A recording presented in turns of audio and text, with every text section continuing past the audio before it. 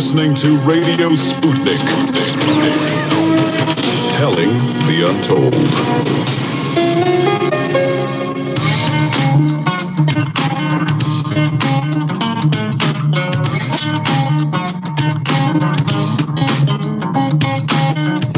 Welcome to Political Misfits on Radio Sputnik, where we bring you news, politics, and culture without the red and blue treatment. My name is Jamal Thomas. I am here with my co-host, Bob Schlehuber. Happy Friday. It's the end of the week, and we have another great show for you today in order to finish this week off strong.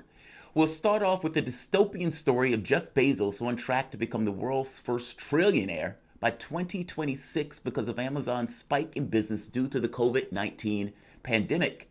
Juxtapose that with Democrats complaining that they ran out of money for their Rooseveltian bill to ensure,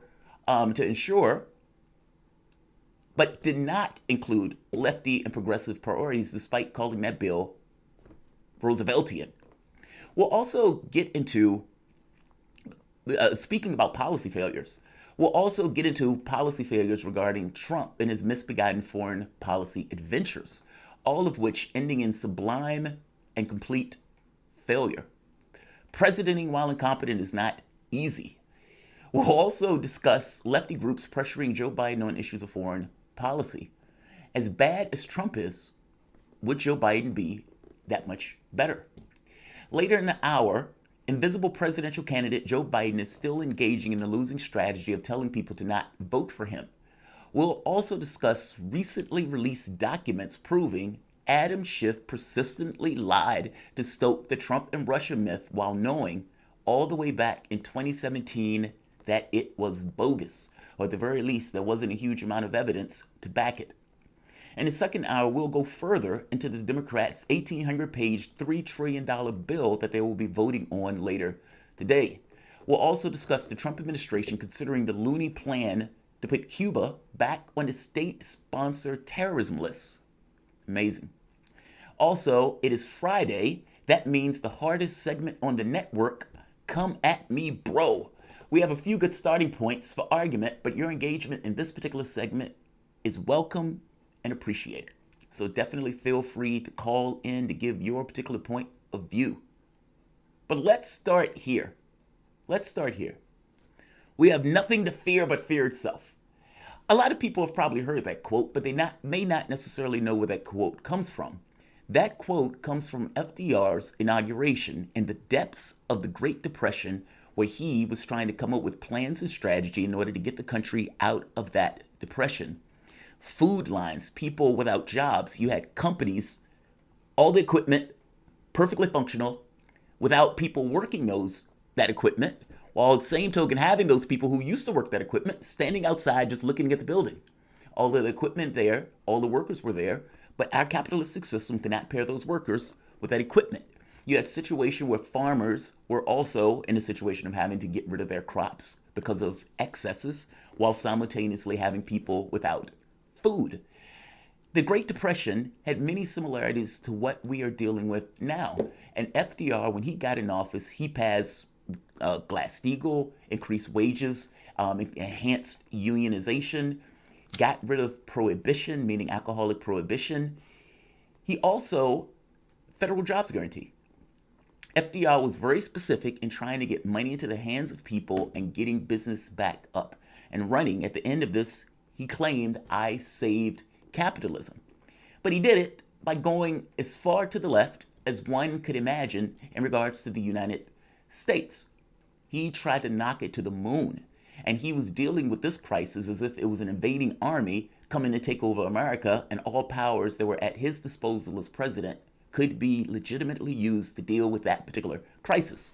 So, when I hear Nancy Pelosi and the Democratic Party teasing, we have a Rooseveltian plan.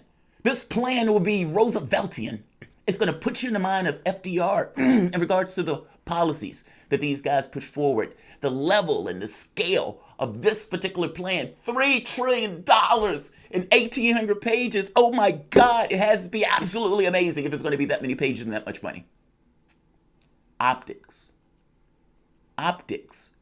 When you actually got to read the plan and got to see what was in that plan. This is basically optics without the reality of the boldness of FDR, or for that matter, even the ideological certainty in regards to what he was doing, who his enemies were versus who the people he wanted to support. I noted that when this plan was pushed, it had very little chance of actually succeeding. Meaning, it was a showpiece. That basically they put this out in order to show some level of opposition with the Republican Party, because the Republican Party has basically been running the ball, with the Democratic Party basically agreeing to everything that the Republican Party did in those last 4 bills. Democrats acknowledge, this is Politico, Democrats acknowledge that their behemoth proposal, whose summary alone is 90 pages, is more of a talking point than legislation that is expected to become law. I told you that days before Politico put that little bit out, because it was very clear that this was just politics. Mitch McConnell had already said, yep, I'm done. We need to start focusing on the deficit. Meaning, your potential for this $3 trillion plan after passing all of these Republican plans is basically little to nil. This showpiece, despite the fact being a showpiece, doesn't contain recurring direct payments, paycheck guarantee, cancellation of rent and mortgage payment, expansion of Medicare over covering rapidly growing numbers of unemployed and uninsured Americans. The legislation does, however, propose an expansion of the Paycheck Protection Program eligibility to include corporate lobbying groups and subsidies for insurance companies, health insurance companies.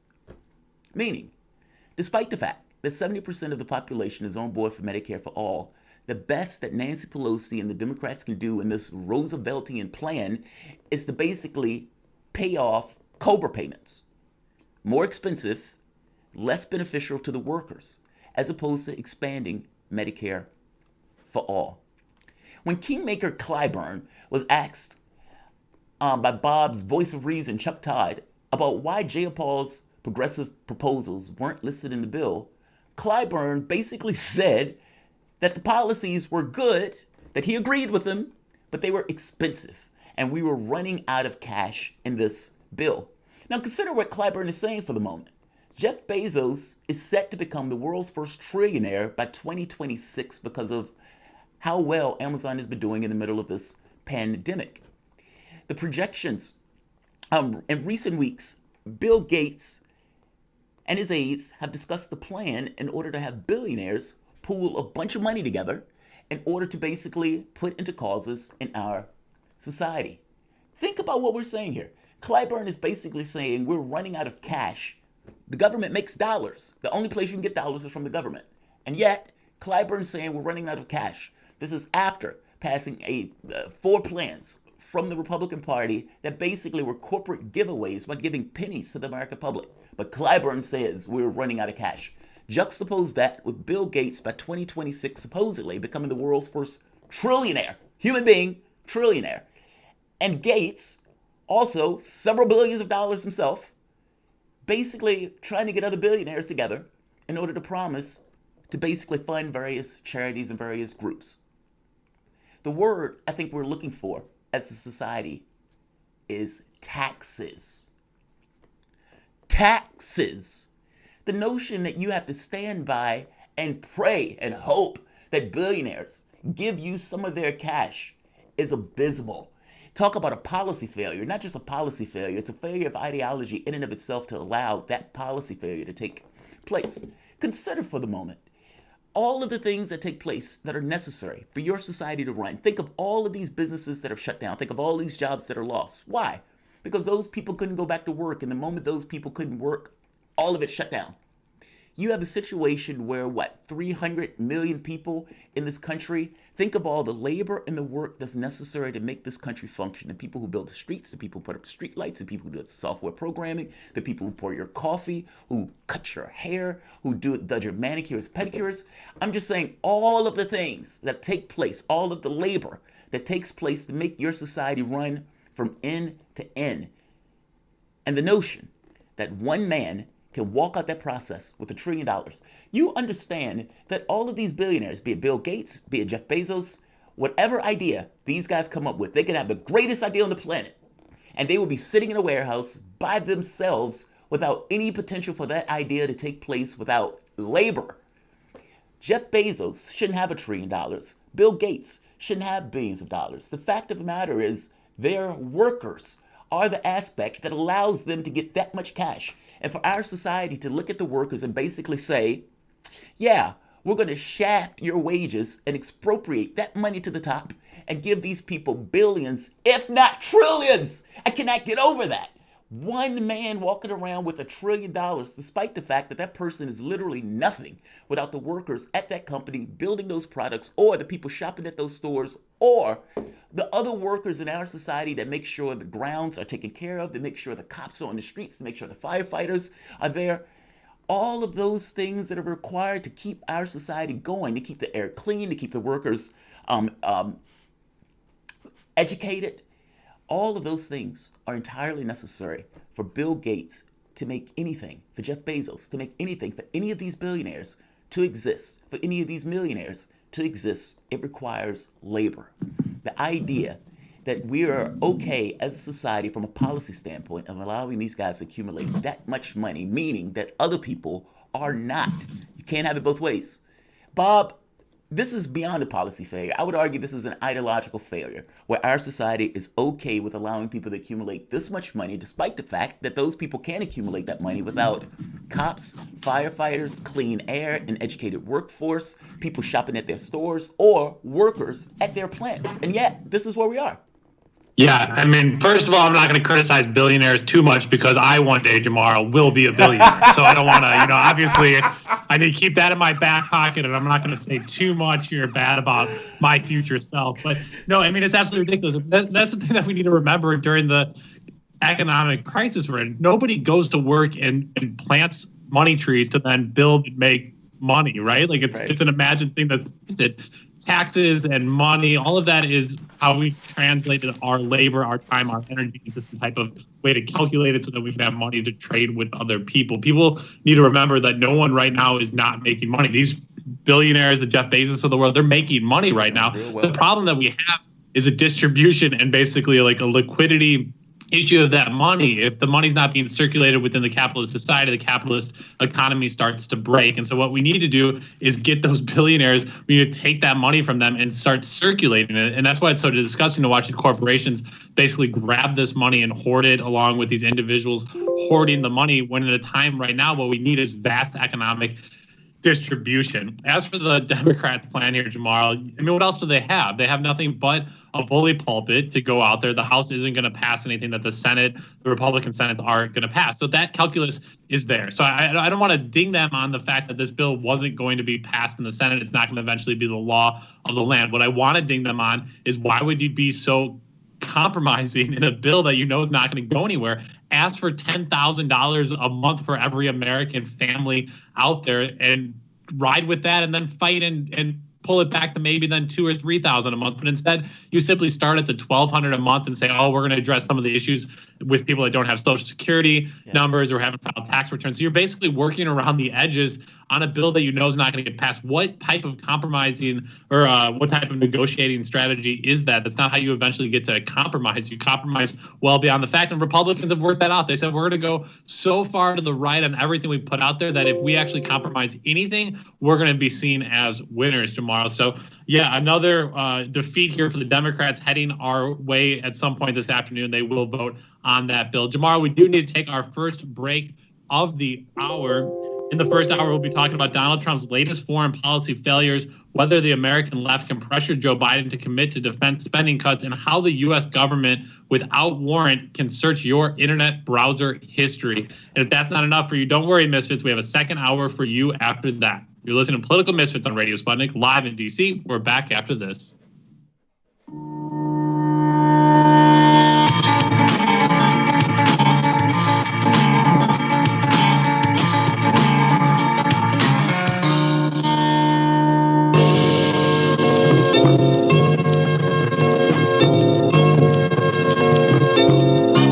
Most important hour of the day. It's the Critical Hour with Dr. Wilmer Leon.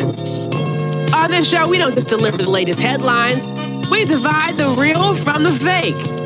Tune in to hear from some of the most brilliant political minds of today. Get in-depth news and analysis.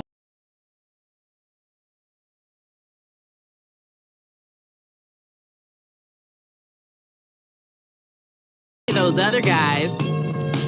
Tune in to the Critical Hour with Dr. Wilmer Leon, weekdays 6 to 7 p.m. Eastern, and catch us on Facebook Live. You're listening to Radio Sputnik.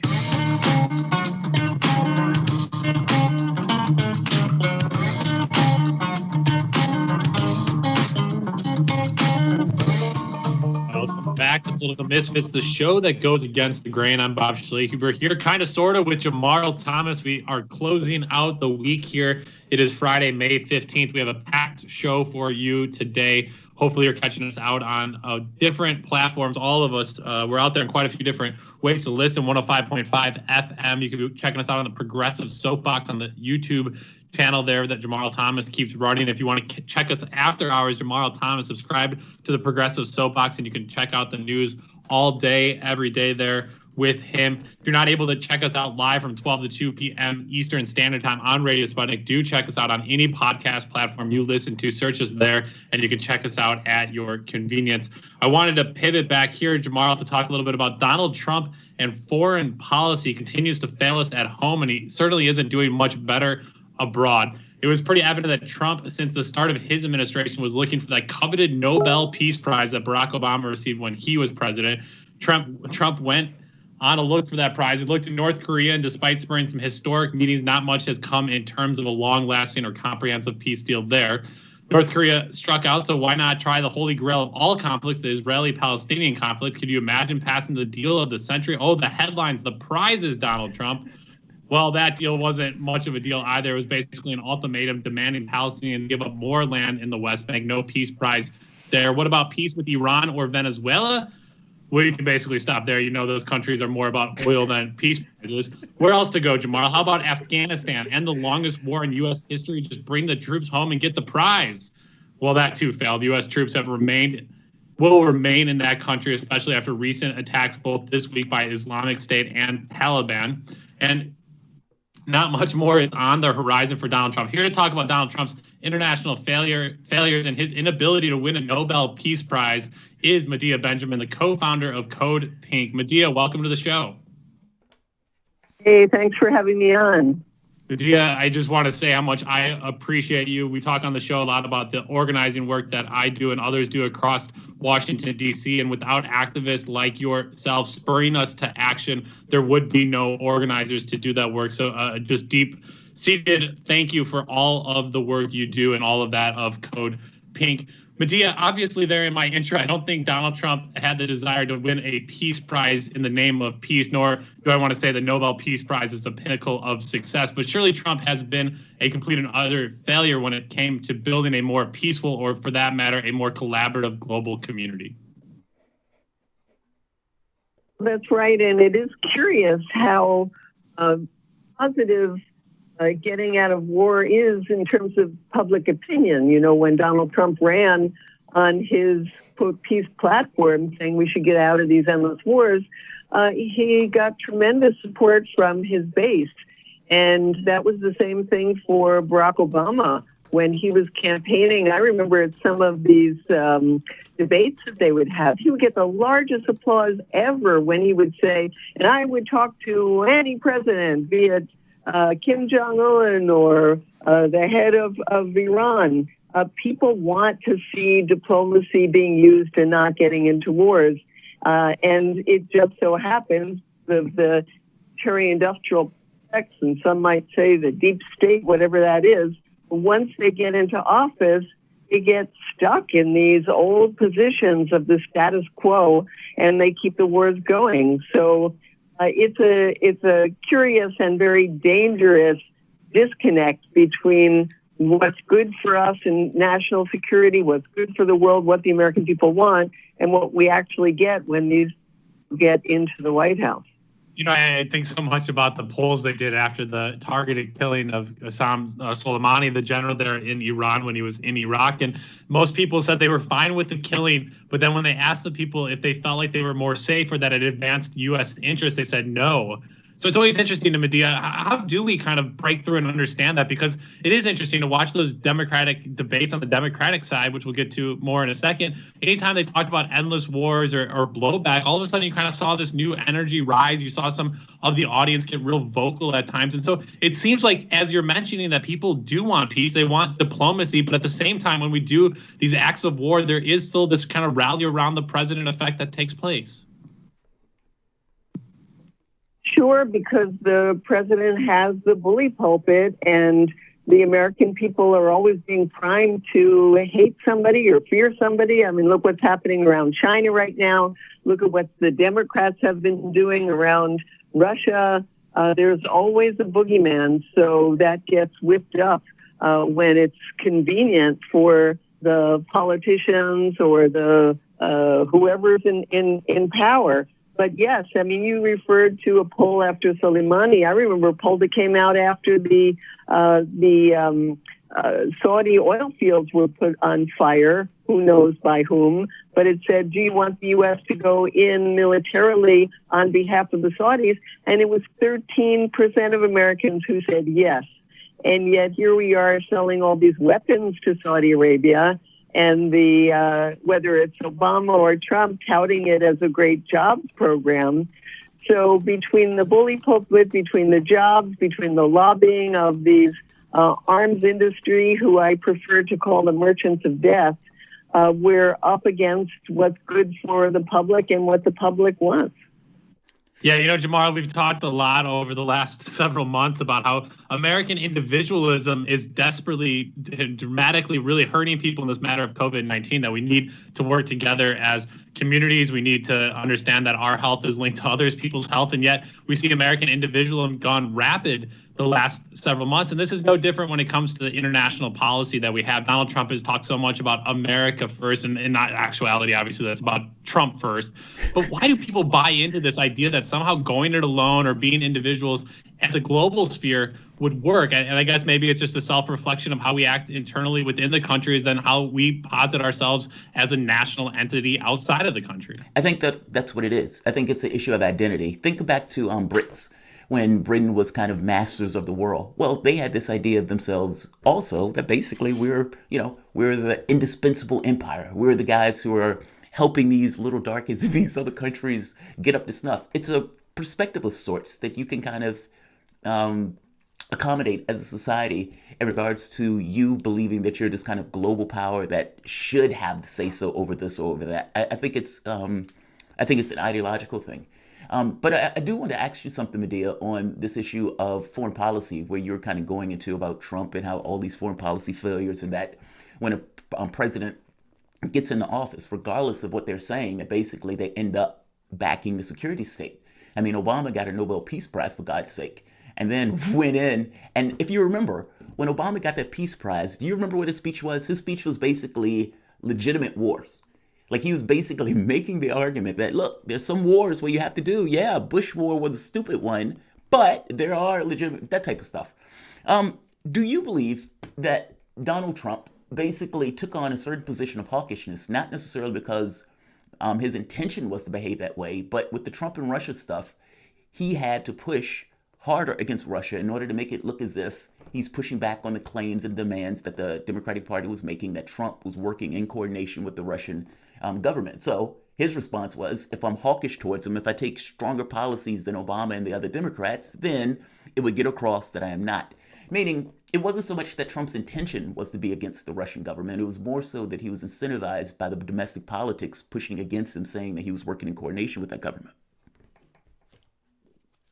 Yes, I think that's right for the case of Russia, but then that doesn't work when you look at the other cases, like what he is doing around China right now. He doesn't have that same domestic incentive when it comes to the countering any idea that he's soft on China. It's also his personality to be really tough. That's his whole idea of the quote art of the deal is that you come on very strong. But in terms of today's world and where it's leading us, it just doesn't work. And so I think it also plays into the idea of the Pentagon budget being ever greater. And this brings us to the campaign that we've been having to push Biden to cut the Pentagon budget. But you look at Trump, and he has not only been calling for more increases in the Pentagon and saying that under Obama, the Pentagon was decimated. We didn't even have ammunition. Look at how he's built up the Pentagon now.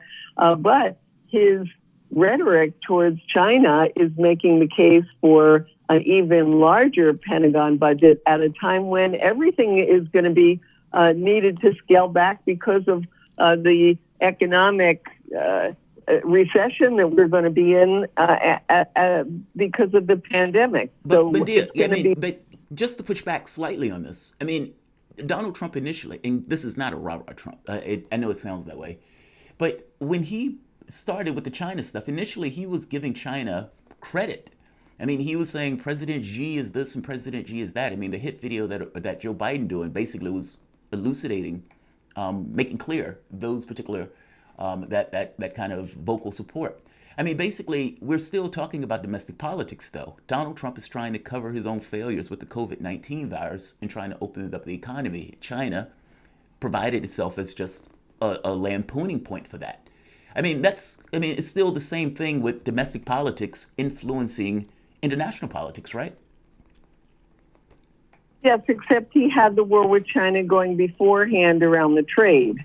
And he has been using that as, and you're right in that sense, of domestic politics too, because even during his campaign, he would go around to the hollowed out manufacturing centers of this country and say he was going to bring jobs back. But even before coronavirus, he was talking about China as an adversary.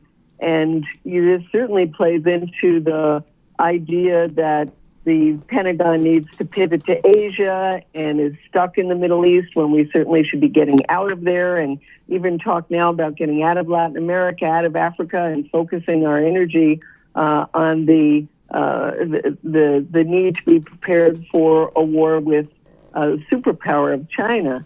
So yes, it's always domestic politics in the sense that all politics is local, but it predates coronavirus and is part of this need to always have an enemy, whether it's the Democrats or the Republicans, and it puts us in this conundrum of how do we get the American people to understand that international cooperation is actually in our best interest, especially now.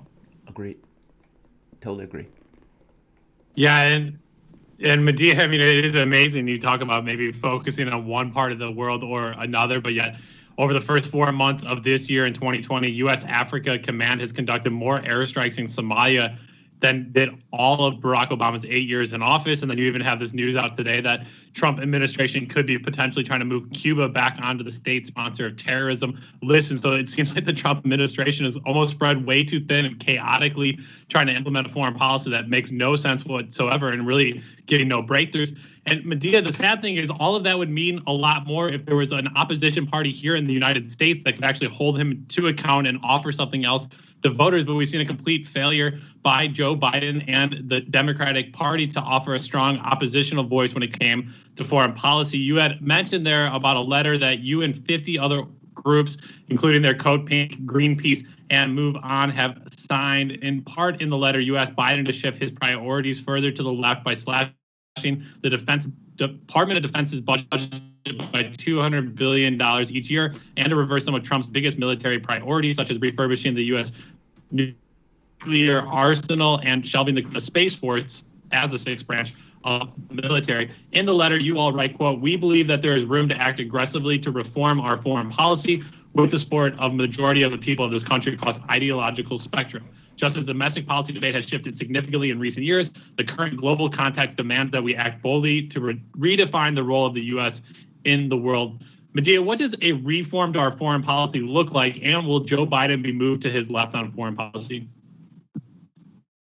I think that he will be better than Donald Trump. I don't think he would be making the same kind of aggressive, potentially military interventions in place like Venezuela. He'll be bad on Venezuela in terms he'll continue this whole thing about Maduro being a dictator and recognizing Guaido instead of Maduro, but I don't think he'll go as far in terms of the all options on the table kind of things.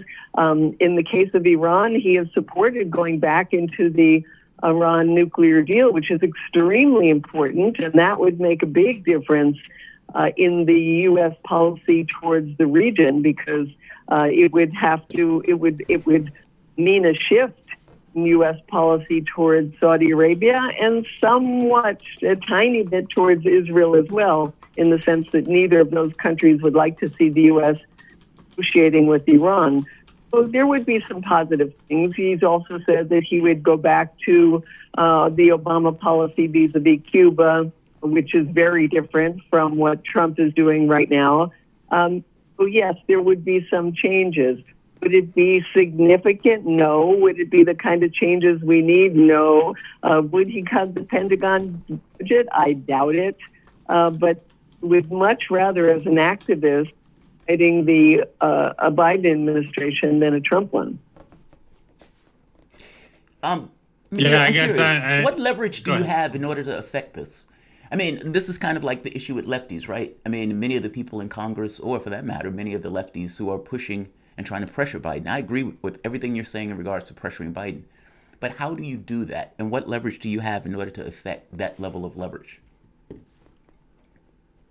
Well, I'm on a part of some groups that are working with the Biden campaign. I am not one of them, but I'm on strategy sessions with them, and they help to get him to put out a pretty good statement on Iran. So when you look at the policy groups that he just announced that had AOC on it, had Pramila Jayapal on health, had some very good people in those policy committees, that's a good step forward. He hasn't announced who is on the committees around foreign policy, but we are certainly pushing that some progressive people be there. And the Sanders campaign has been talking to him about these foreign policy issues. So, there is influence thanks to Bernie Sanders. Were it not for Bernie, we would have probably zero influence. But the fact that his campaign has demanded this unity platform and concessions from Biden is an important thing. And some say, well, this is just to write a Democratic committee, Democratic Party platforms that don't mean anything. I think these things do mean something. So that's the kind of influence we have. In our case, it would be a couple of degrees of separation, but at least there are good people talking to his campaign. Yeah, I'll let the optimism slide here on Friday here. Medea, I think I'm going to disagree, though. I don't have much optimism for the DNC to actually take into consideration what these new people are saying. I think a lot about Keith Ellison, who was brought in under the same guise. He was the guy that would show that the DNC, the Tom Perez's of the world, would be okay with listening to Keith Ellison, and he made it for a few months and then basically said I was sidelined. I was not in the game to play whatsoever. So it will be interesting to see what comes of it. And I'll note one of those task forces there that Sanders insisted on, one of them was not foreign policy. And so I don't think Joe Biden and the Democratic Party have much interest in moving on foreign policy. I think they have a lot of billionaire donors, a lot of people in the military industrial complex. So it'll be interesting to see what those policy committees are able to come up with and if they're actually able to implement any type of solution for the left to be able to be pulled into the fold. Medea, I did want to ask you a little bit more, though. In 2016, you all were rather loud, to say the least, there at the DNC convention and really made sure that your voice calling for an anti-war and a peace platform was heard at the DNC convention. But yet we're stuck inside right now. We're not sure if the convention does take place. And I got to imagine if it does take place, it won't be open to the public at large. It'll be pretty much just the delegates and DNC members. How do you see your role of activism as an organization that has been such at the front lines of making sure you're in the face of these politicians at a time when all of it's changed in many ways? How do you make sure you continue to have a political voice? Very difficult. We've been planning for a long time to be at the Democratic convention and the Republican conventions, and that's off the table now. We've been doing these car caravans. We have one planned for Memorial Day. We're going to the homes of some of the politicians in different parts of the country. We have to be creative and find ways, but it does shut us out a lot more. I think of the hearings that we've been able to go to in Congress, where we're able to get into the hearings because they're public hearings and get up and say our piece, to go to the meetings by the think tanks that often have government people there and get up and say our piece. We can't do any of that now. I've been on a lot of these webinars by Democratic Party people, and I just I'm chomping at the bit to be able to say something, and you can't because they mute you. So it's a different world. We have a lot less influence than we had before, but I can only hope that we're going to come out of this time of being stuck in our homes and get back to being out in the streets, and I really look forward to that. I'm curious. Do you think, I guess the question becomes, are they going to have the convention? I mean, whether it's going to be virtual or whether they're going to have something that's at some organization. I have to be honest, though, I greatly disagree with your position on the task force. That task force is just a showpiece. It's kind of like the platform. I don't know what leverage Bernie Sanders has in this process, whether AOC or anyone else is in it, considering that basically the task force was put there in order to, well, let me ask it as a question. What's more likely? That they put this task force there as a way of giving lefties the notion that they actually won something in order to get those lefties to vote for Joe Biden, or that despite giving over all leverage in the beginning, since Sanders said he was going to vote for Biden regardless, that, like what's more likely? That this is just a showpiece, or that they were actually involved in dealing with policy? I mean, you either agree with Medicare for all or not. You either agree with a policy position or not. You don't necessarily need a task force for that, right? Yeah, but I think that just the fact that the Biden campaign has to be associated now with AOC, with Sarah Nelson, with the Pramila, where they're going to be working with the old guard of the Democratic Party like John Kerry, I think that's a good thing. It's better than it not having that access. And we know that getting Medicare for all or getting the Green New Deal or getting cuts in the Pentagon, all of these things are going to continue to take grassroots activism. And that's certainly not, that is the line of the progressive people who are in these task force. They understand that. But isn't it better to have the progressive activism on the outside while you have somebody that's somewhat on the inside? And let's face it, the people who are in Congress, I mean, that is the inside. That's part of the government that we have. So I would much rather have the ability to do inside-outside actions than just being stuck on the outside. Yeah, and I think I do agree with that to some degree, and I think in many ways too, the leverage is going to come through the polling that they're going to do is basically say, look at our progressive issues and how they poll. Look what Alexandria Ocasio-Cortez's name polls compared to Joe Biden's. And if they just want to basically run polls and show that when your volunteers go to the door and you say Joe Biden, people fall asleep. When you say Joe Biden supported by Alexandria Ocasio-Cortez and progressive policies, that gives them a huge bump at the door. And I think Joe Biden desperately needs the AOC and the progressive wing. And so there will be a back and forth and how they can basically push that leverage. I think they need a lot of groups like yours, Medea. So I really appreciate you stepping up. Those other 50 organizations really need to put the pressure on from the outside and make sure those working on the inside are also held accountable. Well, with that, we are out of time with Medea Benjamin, an author, anti-war and anti-torture activist, and the co-founder of Code Pink. Medea, where can people find more of your work online? Go to codepink.org, sign up for our weekly alerts, which give you great ideas of things to do. And we would love to stay in touch with your listeners. So codepink.org, and thank you so much for the time. Thank you, Medea Benjamin. With that, we turn to a quick break. You're listening to Political Misfits on Radio Sputnik, live in D.C. We're back after this.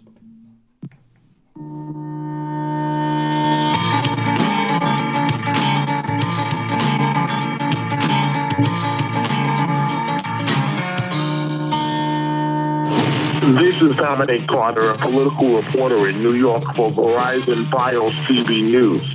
This is Dr. Bill Honigman of Progressive Democrats of America, PDAmerica.org. Hey everybody, my name is Tim Black of the Tim Black Show. This is Tom Luongo of Gold Coast and Guns. Hello, this is Benny Johnson. Hi, this is Juanita Broderick, author of You'd Better Put Some Ice on That. This is Jamal Thomas from the Progressive Soapbox. Hey, this is Raheem from D.C. This is Rachel Blevins, a correspondent with Archie America, and you're listening to Fault Lines with Nixon and Stranahan. When I'm waking up in the morning, I'm looking for what's on the queue for the day. I tune to Fault Line with Nixon and Stranahan. The wokest radio show for your wokest AM. These guys are the best in the business and experts when it comes to policy.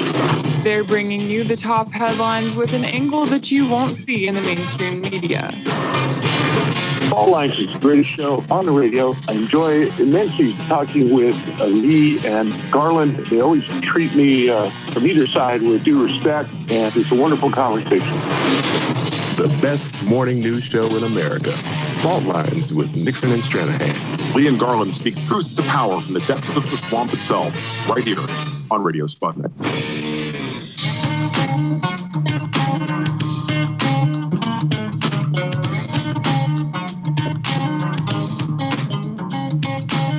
Welcome back to Political Misfits on Radio Sputnik, where we bring you news, politics, and culture without the red and blue treatment. My name is Jamal Thomas. I'm here with my disembodied co-host, Bob Schlehuber. We've been discussing Trump's many foreign policy failures and the progressive groups pressuring, in quotes, Joe Biden. Give us a call at 202-521-1320. That is 202-521-1320 if you have anything to say on those topics or whatever else is on your mind. We have a caller, Charles. You want to talk about the political consequences for AOC, Warren, and Sanders. How you doing today? Hey, what's up, Jamal? Not too much. We're making it. Like, should we primary them? Should they be primary from the left? Should like the Justice Democrats start over with Cenk and Kyle, and they don't let the media or whoever scare them off of the group, where they have a firm litmus test you have to stay in line with, or else. Like, I feel like AOC and Bernie and they all getting away with voting for that stimulus, and it's like they get away with stuff. It's like, oh, they progressive, so they don't suffer. I'm wondering if we should like somebody who, I mean, even primary and Bernie. If we find a real progressive in Vermont who can take his Senate seat, who will stand up to Joe Biden, who will have more backbone, I think maybe we should consider that. What you think? Thanks, Charles. Thanks for the call, man. Primary Warren, yes. Primary Sanders and AOC, I don't buy. Only because I don't know who you're going to get that's further to the left than Sanders. You may consider him weak on very areas in regards to his ability to run a campaign and willingness to put up opposition. But I don't know who you're going to find that is more of a pro-person for workers than Sanders. And I would even say the same thing for AOC, despite their weaknesses. You do need people in the political space. No, thank you. Thank you, Jamal. That's the right answer. It's like, fine, you go find the candidate and then raise them the $1 million they need. I mean, like that's the hardest part. And working at a grassroots level, we can come up with all the policies we want. We can basically complain about Democrats, but at the end of the day, you have to find people that are willing to run in a very broken, corrupt system and run straight uphill for miles on end. The amount of money it takes to compete, the amount of knowledge it takes to compete. And honestly, Jamal, a lot of people on the far left are working in nonprofits or they're social justice lawyers. These are people that have decided to basically avoid the political system because they realize how corrupt and broken it is, and they fight elsewhere. And so you're asking people to leave the fight that they're fighting and enter into a sphere where it's almost next to impossible to win, to then take on these big name candidates. So yeah, if you're out there and you can do it, go for it. But I just don't think the bench is deep enough on the far left. Where on the far right or on the Republican side of things, it's basically like a farm system that they have their top major league players. They have the AAA, AA, single A. because a lot of these people are extremely wealthy, or their parents are really wealthy, and they can be the bank manager and then also be the local alderman or the dog catcher or whatever. They have the extra resources to fill all of these seats across the United States, where on the left, it is more people that don't necessarily have money that you want to run. But since money is the deciding factor, how do you primary all of these people that need to be primaried when that's just not where the bench is at? And you know, that's it, right? I mean, from the standpoint of the left, there is you could say an ideological gap in trying to run a race. The lefties, especially hardcore lefties, aren't into this notion of taking corporate cash. And so it becomes a secondary question of, okay, well, if you're not going to take the corporate cash, how do you run? Meaning your pool, like you say, the pool of people who you can choose from become somewhat limited. And so I have qualms with getting rid of people just because they did something that I don't particularly like, meaning Sanders or AOC, because basically, you know, we know that Democratic Party is a place where movements die. So regardless of what their policies are, they basically are stuck in the context of a political system that is going to push them to and fro, despite the fact that they've done much better than many others in holding their shape. Warren is different. Warren should be primary. Warren is different. I swear to God, Warren is different. Warren? What do you think about Elizabeth Warren, Jamar? Well, the reason why I say Warren should be primary is because she basically ran a political campaign twice. In 2016, where she backed Clinton over Sanders, despite the fact she's supposed to be ideologically closer to Sanders, she took a political choice. And then in 2020, grifting. It's the issue of the way she ran. She grifted votes from and cash from the left. Very clear in where she was running. I'm not going to take money from a super PAC and all of these other horrible people are. I'm pushing for Medicare for all when she really wasn't pushing for Medicare for all. I have a climate plan. And then at the end of that process were all of these people who were backing Warren, many of them legitimate lefties. And many of them, including your friend Adam Green, assume that basically Warren, and I'm saying that facetiously, but basically that Warren was going to back Sanders because, again, she's on the left. And they were shocked when they realized that wasn't the case. And what happened? Warren ends up taking money from a super PAC, something she said she wouldn't do for like a year, in order to stay in the race to gut the person who the left chose. From the standpoint of the left, if you're not mad at that, I don't get it. And yeah, she should be primaried for that. That's a really big deal for her to do. And if there's any notion of accountability and consequences in the political space, well, hey, it needs to start here. That's the way, that's the way I consider it. I could be wrong, but that's the way I view it. I am not mad at Clinton for having or holding this notion of political grudges. I think political grudges are to some degree necessary for accountability in regards to the way you deal with other people in politics. So, call it petty. But it is what it is. It's still pretty. If you're in 3 years, if you're still harping about Elizabeth Warren, we'll talk to you then. But 2 months after the fact, I think it's still okay. And it's embarrassing too, because you're just going to continue to beat up on her because Joe Biden tomorrow will continue to have gaffe after gaffe. Tell us a little bit more about his latest gaffes. Yeah, so let's talk about his gaffes. Speaking of gaffes, so we have a few stories that I want to cover, and the one I want to start off with is Joe Biden. He's still incoherent. So let's hear the first clip. Joe Biden is trying to explain about the job losses and everything else because he's trying to create some level of opposition against Trump. Now, keep in mind, the majority of the people who are looking at politics, even though they don't believe Trump or the COVID-19 stuff, they believe Joe Biden even less. Meaning Joe Biden's polling is even less than Trump's in regards to trust on COVID-19. So Joe Biden has to throw himself out there, the invisible man. So let's hear Joe Biden, treacherous territory every time Joe Biden has to talk for any length of time. Let's hear the clip. This is not a moment for excuses or deflections or blame game. We're in the middle of a pandemic that has cost us more than 85,000 jobs as of today. Lives of millions of people, millions of jobs. And we're in a position where, we just got new unemployment insurance this morning, numbers, 36.5 million claims since this crisis began, and almost 3 million new claims in the last week. The unemployment rate is nearing 15%, the highest it's been since the Great Depression. But I need not tell you all that. Of course, it's the least well off or being hit the hardest. 40% of the households making $40,000 or less experienced a job loss. Now, he is struggling to get that out. And even in struggling to get it out, there weren't millions of people that died. There were 80,000. He conflates the numbers. If it was a situation where this was few and far between, it wouldn't be that big of a deal. But Joe Biden does this all the time. And just to add one last point to this, Bob, I don't know what Joe Biden would do different. Like, I don't necessarily see this notion where Joe Biden would have this kind of drastically different policy in regards to what Donald Trump is doing and trying to get these people back to work. I think he would be just as maybe moderately less incompetent. But definitely, I don't see the Democratic Party doing anything drastically different in this situation. No, I don't think so. And I think the thing that people need to remember about Joe Biden here is if you're just saying the guy's tired, it's long days, there's numbers, Zoom call after Zoom call and campaign messages and interviews, and he's just tired. But that stuff matters. Even if he's fully there in the brain and he can have a normal conversation and whatnot with his aides and policy people, the fact that he's not able to address the national populace without all of these gaps and confusing remarks is troubling. There's something about having a strong leader that can deliver a good speech and keep people motivated and hopeful. You can't basically talk about how great an orator Barack Obama was for 8 years and then all of a sudden dismiss the value of being able to give coherent and articulate speeches. And I just, again, think it's just absurd that he is the candidate that they want to go out there with. We were laughing before the show, and I encourage people to look it up, is Donald Trump's 404 error message page on his website. If you have the 404 error message, it pops up with the most confusing Biden-looking face you could imagine. And it said, it looks like you're as lost as he is,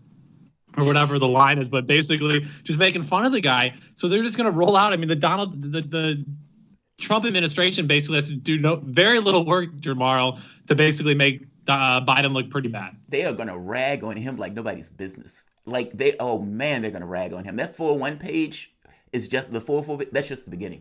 I mean, their argument is basically this guy's not up to the snuff. He's not up to the task. And Trump is eagerly awaiting the debate stage because he thinks he's just going to trounce Joe Biden. And I got to be honest, he's probably right.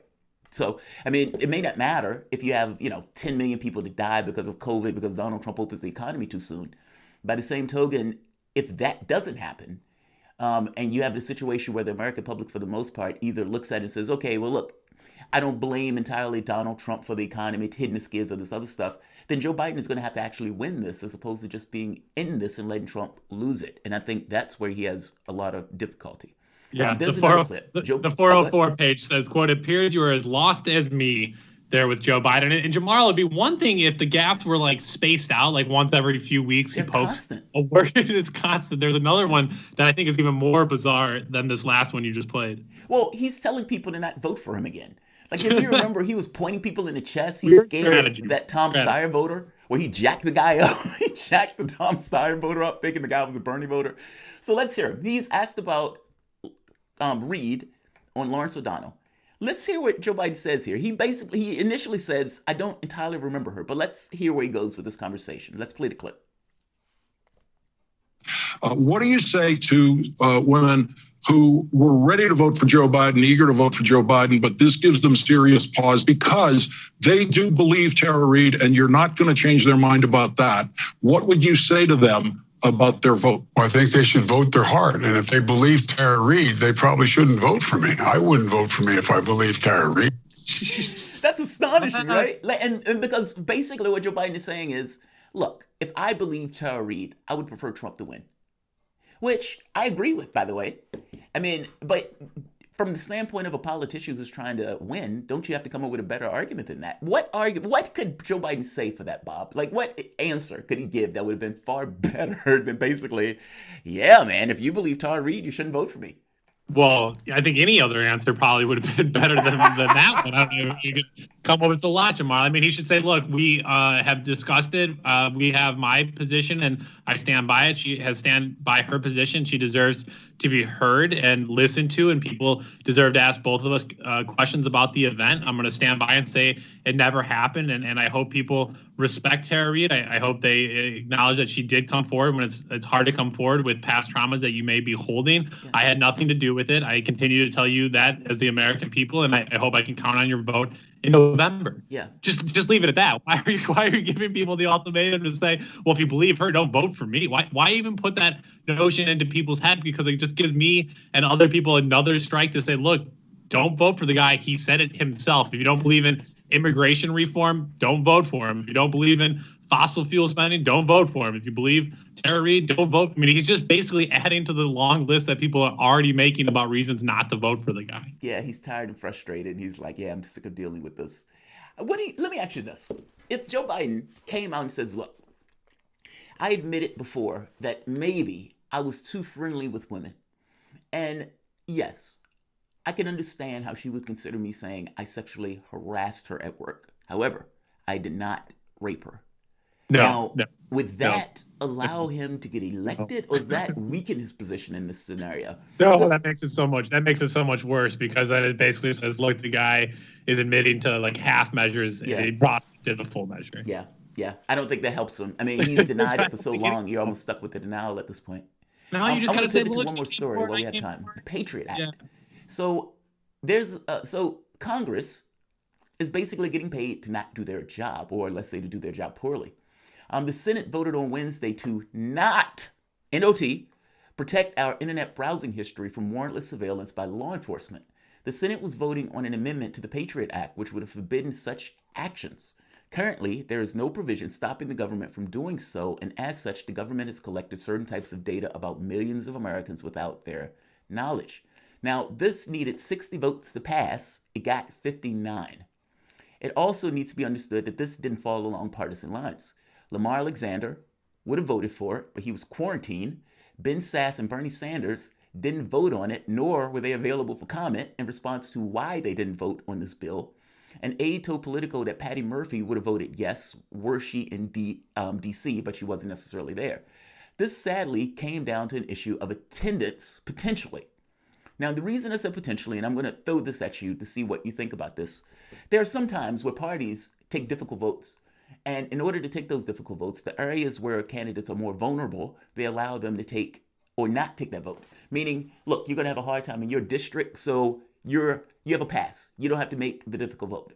Whereas other candidates who have the ability to basically survive in their district because they have a much larger leeway in regards to their vote tally, they take the difficult vote. In this case, you had basically one person who would have changed this from one to the other. And I guess I'm making the point, is it possible that this was orchestrated, not necessarily just a random vote, that you had basically the Democratic Party wanted this to pass, and they had, 10 members to vote on it in the negative of saying basically voted no in order to ensure that this bill passed, with certain people just not showing up. I mean, that's cynical, but that is the way politics works on some of these bills, right? Yeah, no, I think that's a pretty good point there. I mean, they count those votes pretty closely. It's really, the fascinating thing is if they're actually like quarantined and can't come. They were looking at in the House if other members could actually cast votes on behalf of other members who couldn't be there. The idea was to let one lawmaker be able to cast the vote up for the 10 other lawmakers. It'd be the first time in 200 years that anything like that would be done, because it is really interesting, Jamal. If additional members get sick or if they aren't able to get to D.C. because they're quarantined, how does this voting take place? And in a situation like this, and all of a sudden adds a whole other level of calculus that people can play politics with by saying, look, they would have voted for it if they could have been there, and then not let the bill through. So it actually seems quite brilliant in many ways if that's what they ended up doing here. I was quarantined, dog. I couldn't get out there. I was quarantined. I didn't want to get anybody sick, so I just couldn't go. It's such a weird thing. I mean, the Patriot Act should have ended a long time ago. And basically, you just have this kind of war on terror in perpetuity, where the government doesn't necessarily want to pull back on its powers. And what people need to realize is part and parcel to the reason why you need to be very skeptical of giving the government these type of abilities, because they don't like to give those abilities up. That's whether it's the president or whether it's Congress, they tend to not like to give up powers that they've been able to establish. So the Patriot Act, unless you have this kind of large mass movement saying, stop this nonsense, will go on in perpetuity year after year after year without anything pushing back against it. And in this case, you have just a modest proposal of saying, hey, you shouldn't be able to take people's information without a warrant. And even that can't pass. Yeah, I mean that comes on top of the story there in Louisville, Kentucky. We covered earlier this week about police issuing a no-knock warrant, basically not even telling you they're coming, so they can come for you in person and they can come for you online without warrants, is basically what they have said. And that's incredibly terrifying, to say the least. Tomorrow, with that, we have reached the end of the hour here on Political Misfits. But don't you worry, our dear listeners. We have a second hour of news, politics, and culture coming your way. In our second hour, we're joined by show favorite Eleanor Goldfield to talk about the House Democrats offering their opposition bill to Donald Trump. It is underwhelming, to say the least. We will also talk about how oil companies have been sucking up emergency federal dollars at alarming rates. And it's Friday, so that means our weekly Come At Me Bro segment. If you want to talk about any of those topics or whatever is on your mind, give us a call, 202-521-1320. You listen to Political Misfits on Radio Sputnik, live in D.C. Back after this.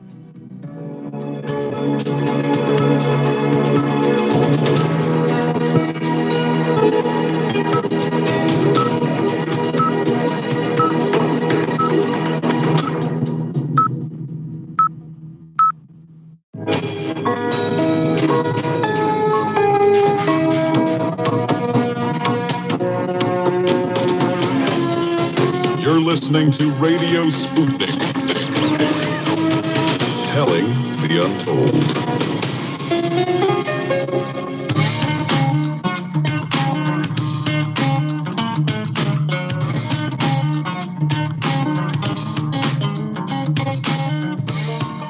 Welcome back to Political Misfits on Radio Sputnik, where we bring you news, politics, and culture without the red and blue treatment. I'm Bob Schlehuber here, sort of kind of still with Jamarl Thomas. Continued to go against the grain with us, our dear, dear listeners. Give us a call, 202-521-1320. We're here until 2 p.m. Eastern Standard Time. We'll be out of here for the weekend, but stay around on Radio Sputnik. Some great programming after that. You got By Any Means Necessary, Loud and Clear, and the Critical Hour after us. That's through 7 p.m. Eastern Standard Time. So a lot to listen to here on Radio Sputnik. We continue our conversation. Now we're joined by Eleanor Goldfield, a creative activist and journalist, Frontlines organizer, and co-host of the podcast Common Censored, along with Lee Camp. Eleanor, welcome back. Thanks so much for having me. Well, Eleanor, it has been a rush of a few months here, to say the least, and the days are beginning to blur together. We have talked a lot on this show over the months about how my on-the-ground experiences with mutual aid, responding to COVID-19, and all that I've been learning about the government by watching up close in very personal ways its inability to respond to the moment. Eleanor, we actually live within a mile of one another and have been engaging with a lot of the same people despite not being able to see one another. I am really curious and excited to talk to you today about your experience the last few months. As someone who is a frontline activist, a journalist, and an organizer, what have the past few months been like for you? And what, if anything, have been the most eye-opening experiences you've had? I mean, it's been a fascinating couple of months. I think that it's a new time for everyone, and I'm sure folks have heard this ad nauseum, but having done mutual aid in places like Puerto Rico after the hurricane, it's a very localized disaster, right? And it's people outside of that bubble have no frame of reference. And for the first time in my life, and I think for a lot of people, there's a global feeling that, we're all in this together, and all of the mutual aid teams are on the same page, and we're dealing with the same calls and the same iterations of disaster capitalism. And so it's an interesting time, but it's also in that space a very inspiring and uplifting time because we're all on the same page. And you've got threads on Signal and things like that where people are sharing tactics and sharing ways to DIY face masks and ways to get supplies to the most affected communities, whether that be Navajo country or here in DC, and really working together on the hyper-local level as well as the national and international level. And that's really powerful to see. And in my mind, it also gives us blueprint for what to do once this current pandemic passes. Because then, of course, as everyone knows, we'll still be dealing with the crisis that is capitalism, that underlying disease of capitalism that was making us sick and tired before COVID even came around. I think there's a lot of inspiring organizing happening now, and organizers, we're definitely talking about how to see this through beyond the current crisis, particularly because we're well aware, because the government wasn't there at the beginning of COVID, it's not there now, it's certainly not going to be there after the fact. If we can't be useful to them to earn a buck, then there's no reason for them to spend a buck to ensure that we thrive, certainly not thrive, that really falls on the community members. And as community members, we've been stepping up to the plate and taking care of each other. And there's a lot of space and a lot of talk about how to continue that once this current crisis is over. Yeah, tell us a little bit more about what that looks like. I mean, it has been absolutely remarkable to see the number of volunteers and individuals step up and directly engage with these efforts to support the community. This is meaningful political engagement. And for a lot of the folks that I've dealt with, this is the first time they've ever actually got involved with something. They are kind of passive political actors. Maybe they vote every few years. Maybe they have a post or two and they talk about politics, but it's through the lens of House of Cards kind of politics and happening to live in Washington, D.C. So I'm curious, Eleanor, how do we turn these individuals into long-term, sustainable, and focused political actors? Yeah, well, I think that, it circles back to the same thing. There's a quote that goes around in organizing spaces, meet people where they're at. Now, again, people are all really in the same place, wondering how long this is going to last. Everyone's dealing with the grief and the uncertainty of the moment. And the way that we deal with that is we come together. Patoka talked about the solidarity of the shaken and the power of recognizing that we don't have gods or masters, but we have each other. And that can be really scary at first, but it's also very powerful. And I think people are recognizing that, when they come into these spaces and they help out, whether that be, helping to pack some grocery bags or drop off some groceries to neighbors in need.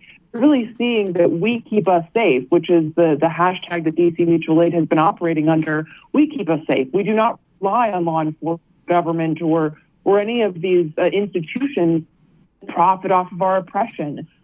We take care of each other. And I think that, it's really the politics of action and taking the theoretical ideas and putting them into action so that people who might be, like you said, sort of, passive political actors can really see, this is what makes a difference, not checking a box on a rigged ballot every couple of years. This is what makes a difference. And I think that's how you get people engaged, and that's how you sustain engagement, by showing people that this is not a sprint. This is a lifelong engagement. It's not about like helping out every now and then you check an activism box. It's a way of life. It's a life philosophy, if you want to get kind of new age with it. But this is part of being a community member. And I think just by doing these things and reaching out to new people and engaging with them and showing them that there's, mutual aid is manifold. There's so many ways, millions of ways that it can manifest. And that's super exciting. And so folks can engage in so many different ways that we haven't even thought of. People bring their expertise, their ideas, their creativity, and create that space where we look after one another.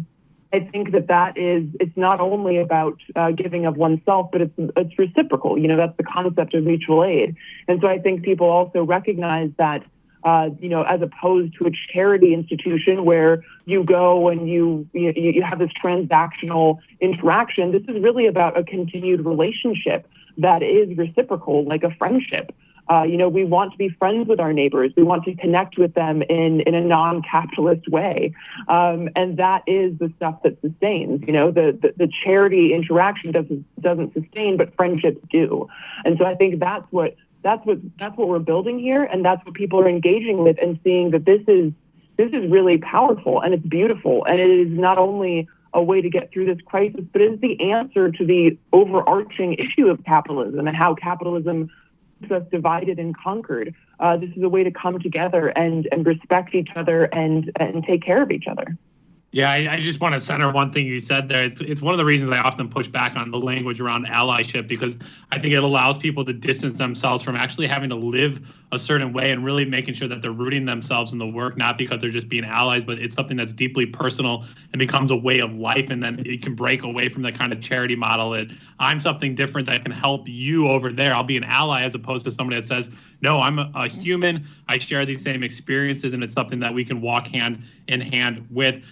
Jamaro, the thing that I have thought a lot about too is how much this movement is that we're seeing right now. If it would have came, I don't want to say 6 months ago or something like that, but how much Bernie Sanders would have been bolstered by the movement that we're seeing right now. He talks so much about people needing to fight for someone you don't know and the not me, us. And that's what we're really seeing. We're seeing a lot of people step up and fight and direct support to people that they don't know. They'll probably never meet in many ways, to basically be there to engage with the politics. And as Eleanor was saying, we have this huge rise in individuals stepping into the space for the first time ever. I think that's what Bernie Sanders was banking on, but I don't want to blame him for not creating it. It took a pandemic to spur people to do it. Yeah. But at the end of the day, this is what the left needed. It needed something like this to galvanize people in a way they had never been galvanized before. And now I think that is opening these new political spaces.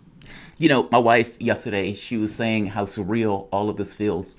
Like if you go to 7-Eleven, people have masks on, and all of them, for the most part, have masks on. The society has basically started to take collective action, understanding at the very least, even if it's not necessarily direct in the sense of economic, at the very least collectively understanding that my wellness is your wellness, and I need to do things to ensure that, A, I don't get sick, but also that you don't get sick. There's something that you said, Eleanor, that I really, really like, and I think it's often not necessarily paid attention to. That I think you're right, Bob. The COVID-19 thing, if this had hit months ago during the campaign, I think the campaign might have looked differently, especially in the argument that Sanders was making. We often make these proclamations about human nature. We say human nature is this and human nature is that, and human nature is competitive.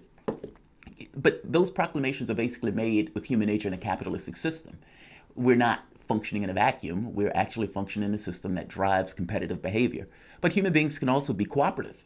And those human beings that can be cooperative can work together, can work in tandem in order to have larger things and everything else. It's just the way that we're incentivized one way or the other in our society. So I am glad that you made that point, Eleanor. But how do we get that across? Like, you know, sometimes it takes something major in order to kind of shake up our community and our society in regards to getting things accomplished. How do we get those things accomplished in our particular system, especially using this particular virus as kind of an argument for change? Like, for example, the majority of the public, 70%, agrees with Medicare for all.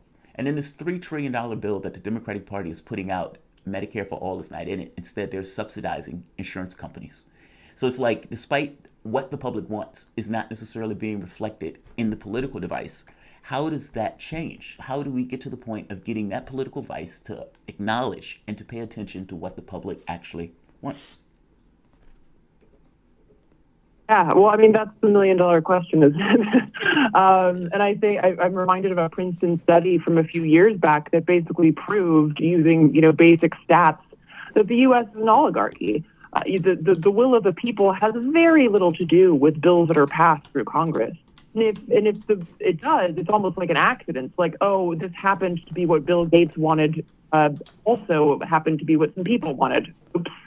So the will of the people has no effect on what gets passed through Congress. And you know these moments are a great time to highlight that. You know, the fact that corporations are getting $1 trillion parachutes, and the people, some are getting a $1,200, which is basically, I mean, what does $1,200 buy these days? It doesn't even buy $1,100. I mean, people are desperate for funds, and that's not even to mention the fact that millions of workers aren't going to get those checks. You know, undocumented workers, street vendors, domestic workers. So it's really this basis. Not that I'm trying to find the positive in such a horrific time, but if there is one thing, it's the fact that it has spotlit killings of the system so harshly and so starkly that I think even people who want to look away and want to pretend that everything's fine are finding that it's really not. And they're really interacting with the reality of this oligarchy in a much more intense way than they even were before. And so I think that this is a great time for organizers to step into that space and say, look, I know that we want to pretend that this isn't happening. I know that we want to just turn our gaze away, but we have to deal with this because it's only going to get worse. And not only in terms of economics, but the real stage that this is all taking place on is the climate crisis. You know, people talk about how climate is not an issue. It is, in fact, the stage that all of our other issues are playing out on. And I really feel that is more and more important as time ticks by and we don't address it. So I think that now is really that time. And as to how, if I had that answer, I probably wouldn't be here. I'd be out doing it. But I think that answer is not one answer. There's not a blueprint that works for everyone. What works in Rojava in northern Syria is not going to be what works in the bayous of Louisiana. Is not going to be what works in the Pacific Northwest. I think it really has to do with centering the leadership of the people who have been the most marginalized and the most oppressed historically, uplifting their experiences and their voices and their needs, and following that leadership to answer the questions, not only what do we need, but how do we get it? And I think that is happening in a lot of places. And we're even, we're taking these steps to talk about how do we remove ourselves from the oppressed and untie our oppression from the oppressors and really make our self-determined space on the other side of this. And it's scary, but it's also incredibly powerful. And I'll make another point that as children of the empire, so to speak, by decoupling ourselves from this machine, we not only protect ourselves and our communities, but we protect millions around the world who are suffering under U.S. imperialism. So we have an opportunity as children of this empire to really rise up and not just take our freedom, but take the freedom and take back the freedom of millions of people worldwide by toppling this empire. And I think that's a heavy ask, but it's also really the only way forward if we want to have a livable future. Yeah, you make so many great points there. I love that phrase, the children of the empire. I mean, it's amazing. I was talking to somebody just a few years younger than me who's running for DC Council last night, and I said, man, this neoliberal private-public partnership is completely breaking around us. And he said, yeah, I absolutely agree. And I said, well, that's why we need to look towards social housing or look at public housing models where we keep public investment within our homes, within our schools, within our healthcare system. And he goes, no, well, that would never work. And you're like, wait a second, you just acknowledge that the system we have is completely broken. I offer a different solution, but yet they're stuck in that ideology. Eleanor, I wanted to get to one other story here now that you mentioned climate catastrophe and the ways in which our system is basically perpetuating the problem. It's not even the climate deniers. It's not really even in many ways the big corporations. It's a government structure that's allowing for these corporations to run a wild. This story out of Bloomberg News, it says, quote, as it headed toward bankruptcy, Diamond Offshore Drilling Inc. took advantage of a little notice provision in a stimulus bill Congress passed in March to get a $9.7 million tax refund. Then it added a bankruptcy judge to authorize the same amount as bonuses to 9 executives. The rig operator is one of dozens of oil companies and contractors now claiming hundreds of millions of dollars in tax rate rebates. They are employing a provision in the $2.2 trillion stimulus law called the CARES Act that gives them more latitude in deduct recent losses. So hang on here. This gets a little confusing before it gets absurd. Jesse Coleman, a senior researcher with Documented, a watchdog group tracking the tax claims, says, quote, this is a stealth bailout for the oil and gas industry. It's geared to companies that have been losing money over the last few years, and now they get the money back as a check from the taxpayers. That's exactly what the oil industry has been doing. More than $1.9 billion in CARES Act tax benefits have been claimed by at least 37 oil companies, service firms, and contractors. Besides Diamond Offshore, which declined to comment on the story, recipients include oil producer Occidental Petroleum Corp. And refiner Marathon Petroleum Corp. Wow. Other oil companies say they didn't lobby Congress for the change. Get this, everyone. One oil spokesperson for Marathon said, we did not request any benefit, but we're obligated to follow the tax laws as passed by Congress, which apply to all corporate manufacturers nationwide. Wait, what? We didn't even ask Congress. They just gave it to us? National Oil Well Varco Inc., a manufacturer of oil and gas equipment, expects a $123 million refund by carrying back its 2019 losses and applying them to its 2014 tax filing. San Antonio-based refiner Valero Energy Corp recognized an extra $110 million by carrying back losses to 2015 when the corporate tax rate was 35% instead of the current 21%. Oil companies do not even need to pressure the system, Eleanor. The system was designed and works for them. Yeah, well, it reminds me of, the Pentagon keeps getting more money than it asks for. It's the same idea. And that also reminds me of the fact that, corporations are on track to get trillions from the Federal Reserve. And in the meantime, the largest asset manager in the world, BlackRock, which is a piggy bank for weapons manufacturers as well as the fossil fuel industry, has been tapped to manage the bailout programs. I mean, it's a level of absurdity. It's just, I don't even have words, particularly not ones that I could say on air. The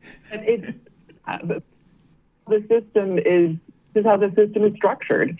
And I think that they being the government, they really depend on our ignorance, whether that be ignorance because, we're working 3 jobs and we don't have the time or the energy to care, or because we just don't want to the vibe by paying attention to politics. They really depend on that ignorance. I think that, again, this crisis offers, it doesn't mean that it's going to happen, of course. There's no guarantees that things will get better. But it offers us that window where we have the space to say, look at what they're doing. While many of us are not getting any money, and some of us are getting a measly $1,200 that doesn't even cover rent in most places unless you live in nowhere, Kentucky or something. We're not getting anything. And corporations that created the foundations for this virus to spread, because of course corporations make bank off of keeping healthcare out of the hands of the people, and Wall Street perpetuates all manner of ill health, both socially and in terms of our physical health. So I think this is that window to step in and say we need to do something, not just for the sake of the climate, but for the sake of us just to survive this moment. People are dying not just because of coronavirus, but even before this happened. Poverty kills. Poverty greatly reduces life expectancy, and of course, it opens people up to all manner of diseases and viruses. So I think that this really, again, offers us a window to do something. And I think that stories like the one that you just highlighted is absurd. It's at the same time not surprising, because the power concedes nothing, and the system will continue to do what it does until it can't anymore. Just like a cancer or a virus eats up all of its available food and then tries to move on to a new host. The problem is, of course, is we don't have another host planet to go to. We're stuck here on this rock that we're destroying, and we're letting the powers that be destroy it. And I can't remember the exact quote, but the saying that the planet isn't being passively destroyed, people are destroying it, and those people have names and addresses. And it's time that we call them out, and it's time that we, literally and figuratively grab some pitchforks and really demand what's ours. And I think it's a powerful time to do that, because we really recognize that the system is balanced on our complicity. It's balanced on our labor. And the more that you push us down, the less that you're going to get from that, until there will be a tipping point. We will finally shrug it off. The question is, will we shrug it off in time to save not only ourselves, but any semblance of a livable future on this planet? Eleanor, it's funny. In Star Trek, despite that being, considered utopian, and I would argue there's no such thing as utopia, there's always just kind of movements based on the environment, and your society changes based on to accommodate the environment. A rational society, anyway, let's say it that way. But they didn't get their stuff together until everything pretty much crashed. I mean, the entire planet, the habitable space, all of that stuff was going to pot. And they realized that basically we are going to die on this planet if we don't get ourselves together. And I have to be honest, while that's hopeful in a weird way, I don't necessarily have that expectation here. I mean, my expectations are somewhat dystopian at this point. Why do you think the political space has moved as far to the right? Now, when I pointed to FDR, I tried to make that point about the FDR, the New Deal, even if you're going to Kennedy, we're going to the moon, these kind of expansive, emancipatory policies, that Kennedy didn't even know how to get to the moon at the time. And despite it being, yes, this kind of Cold War type stuff of, we're going to the moon because we're trying to make freedom in space, that type of stuff. Basically, he just wanted the United States in space over Soviets. But why have we moved this far to the right? I mean, you could see it. You could look at FDR, you could see Kennedy, you could see Carter, then Clinton, which is almost like a demarcation point, Obama, Hillary Clinton, John Kerry, now Joe Biden, who can barely get out a coherent statement? What has been the reason that this country has slid so far to the right so fast over the course of these, 30, 40 years? From your point of view. I'm just asking basically from your point of view. It's a very collaborative effort. Neoliberalism leads to fascism. And we've seen, something that I just thought of off the top of my head, the Powell memo, for instance, that was written, I believe, in 71 or something, which speaks to the fact that, we need to get the business-minded and an activist Supreme Court that will. And by the way, they put him on the Supreme Court just to interrupt. And we need to make sure that the media is flooded with our experts, our business-minded experts, which of course means, right-wing experts. And we need to make sure that the universities, which have been hotbed spaces for, the anti-war movement and the racial justice movement in the 60s, we need to make sure that these, business-minded experts flood these campuses as well, so that we're not teaching our kids that it's okay to be socialist. And by the way, just to interrupt real quick, they put Powell on the Supreme Court after Powell wrote that memo. Exactly. So, and that's just one example, right? Books, entire encyclopedic novels have been written about this collaborative effort to push the United States further to the right. And this is something that's happened worldwide. It happened in Sweden too. And I'm just speaking about that as someone who grew up there and is Swedish. The same thing happened. Workers' rights were winning the day, and the push started happening to go further towards the right. So this is, you could call it like the natural pendulum of politics. But of course, it's because, again, you can't win against the forces of greed. You can't win against the forces of avarice and corruption. And at some point, people step back either because they're disillusioned after, the Vietnam War, after the death of MLK and JFK. And in that space of stepping back, there's a flood of collaborative corporate takeover. And, neoliberalism rises, and that fascism rises. And we're seeing that happen worldwide as well. I think, there's so many examples of how we have shifted to the right, but I think the answer is, the answer is also manifold here too, but the answer is really it's founded in the issue of educating the people, because something that keeps popping up every time I watch, a documentary or a report on Venezuela or Nicaragua or Cuba, having been to Cuba myself and talked to people on the streets, understanding of capitalism and imperialism is so deep there that that's why the U.S., despite being the largest empire the world has ever seen, has not been able to win in these places, because the people are so woke, the people are so educated, and they know that regardless of what their government is doing, the U.S. is trying to topple a democratically elected government, and it's trying to take over, not for human real gain, the connection of the people to their past. The fact that, for instance, May 1st is not celebrated in the United States, despite the fact that Haymarket was a United States affair event. The fact that we are amputated from our past gives people the feeling that they are lonely, they are isolated, they are cut off of radicalism, of looking for each other and with each other. So I think education is key there, and that's another big point that mutual aid networks are doing, educating the people on their past and their present and how to continue building for the future. So I think that's a huge part of it. Yeah, I'm giggling as I want to ask you facetiously what you made of those folks there in Wisconsin who, after the Supreme Court ruled that the governor couldn't extend their stay-at-home orders through May 26th. We talked about that on the show yesterday. And then surely enough, last night we got all of the videos we could possibly want of people there in the Dairyland at bars, dancing, banging on bar tops, drinking wildly. I mean, Eleanor, it's amazing. As much as we're trying to fight to create a movement one direction, other people continue to work against their own self-interest.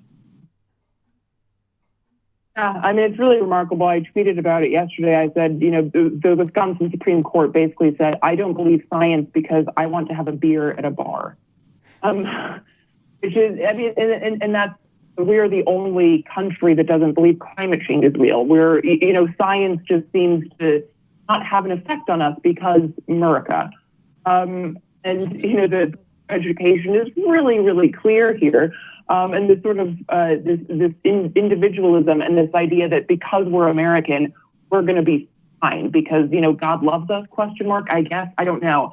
But it's this obsession with American exceptionalism and this obsession with, our freedoms to infect each other, but not have the freedom to healthcare or housing or a livable future is so topsy-turvy. And it really speaks to the extreme brainwashing and propagandizing that happens to people all over this country. Yeah, no, I don't know. Jamal, did you get a chance to see it? I mean, it was fascinating, too, to listen to some of the interviews with people. And one person was like a nurse with small children at home. And she's like, work's been really stressful. I really needed this pint of beer. So I came out to the bar. And it's like, oh, my God, you should know better than anyone not to be here right now amongst all of these people. And we're going to continue to see this tomorrow. I think people are going to say, screw the stay-at-home orders. If I get sick, I get sick. But I'm not going to let my liberty be taken from me. I think there will be a percentage of people that do that. And I think, because when you look at the polling, I think 70% of the population is like, yeah, don't open it up too soon. But you have a disparity between how Republicans see it, especially Trump's base, versus how everyone else in the society views it. Where Trump based 30% difference in regards to being, this is not that big of a deal. This is not, the numbers are overinflated. And some of this is mind-blowing because the numbers logically would have to be underinflated because they don't have all the test kits necessary in order to even know how many people have coronavirus. I think was it Rush Limbaugh that made the argument that we don't want to test all of these people because we don't want to know how many people actually have it. And so you would think, like you said, a nurse would know much better than to be going out for a beer. There are things that I want to go out for. I need a mani-pedi. I would like to go out to the restaurants and all that stuff. But I do recognize that there are things that intrude upon our real life. And, other people need to kind of understand that too. Understand they want to get back to their lives. But at the end of the day, taking 2 or 3 months away from what you consider to be life is not necessarily a horrible thing, providing you don't spread or you yourself don't get infected with that disease. I'm curious, Eleanor, do you think that at the end of this, the public grows up? And what I mean by that is, like you made the notion of International Workers' Day, May 1st, and how May Day has been completely decapitated in the United States from the rest of the international workers. I think they put out Labor Day in September or something for the explicit point of breaking ties. At the end of this process, we have all of these people that were dying. I think African Americans almost at 2.3 to 3 point higher than whites. You have the situation where many of the people who are making under a certain wage are the ones who are most likely to get ill and most likely to die because those are the people who are on the front lines with the inability to work remotely. Do you think these people finally come together? I mean, we've had all of those strikes on May Day. We're supposed to be having these things every month. Does this draw people together in a way where they start to kind of understand their power and understand their influence in our society and started kind of to take matters into their own hands in regards to being more vocal about their own powers? I mean, for example, post office. The post office could shut down tomorrow and bring this country to a halt. You could have the same thing with the airlines, where Trump was running around not paying those people, but those people still was going back to work as if they had some kind of responsibility, missing the point that the president of the United States did not care whether or not they were going to get paid. At what point does workers look at this and say they don't care about us and start being more vocal about their own needs? No, I think that's a great question. And I've had a couple of French friends ask me, what are you guys doing? What are you waiting for? And I think one of the problems with organizing in the U.S. is not just the fact that we are such a spread out nation, but there is no American experience. The experience of a black farmer in Georgia is not going to be the experience of an indigenous person outside of Seattle, Washington. The experiences of people that live in the United States are so different. And I think that really makes it more difficult to organize because we have this divided and conquered notion. We also, again, have been so amputated from our history. In France, it's almost like you just grow up knowing, at some point, you're just going to have to protest and light a trash can on fire. That's just what you do. In the U.S., you're taught that we are a republic, we're already perfect, there's no need to protest, and if you do, then you're lame. I think that really speaks to, again, like having to overcome that propaganda. But I think that it's very important to note, like, and I think people are feeling this again in these moments because we've been seeing wildcat strikes popping off and coordinated efforts like canceling rent and things like that, that it's clear that our masters have a master, and that's fear. They're afraid of us because they know that we have the power. They know that their entire castles, their house of cards are built on our backs, and all we have to do is stand up and be like, no. And that is incredibly powerful. It's incredibly powerful. It's scary, of course, and I don't want to minimize that. But it is very, very powerful, and I think people are seeing that.